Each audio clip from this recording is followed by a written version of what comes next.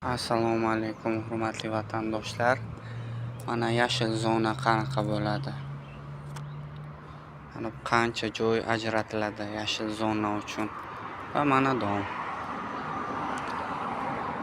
Ko'ryapsizmi qanaqa razitsasi bor yo'ldan domgacha.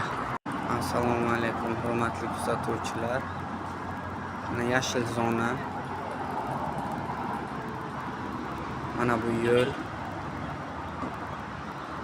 Mana bu yerda yo'laklar uchun, piyodalar uchun yo'laklar. Mana bu dom.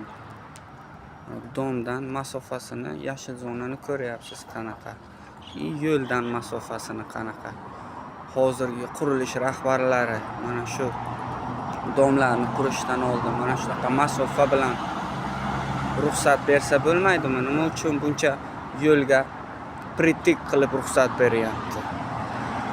Yo'q, bilishmaydimi mana oldingi eski insonlarimiz eski 40 nechinchi yillar mana shunday berilgan domlar. Yo'ldan masofasi ancha bo'lgan. Bizaniki hozir nima qilyapti? Yo'lga yaqin qilib qurilishni boshlayapti. Bu xato deb o'ylaymiz.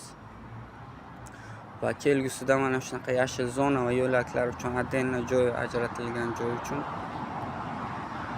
mana shunday qilib qurishlarini tavsiya beramiz.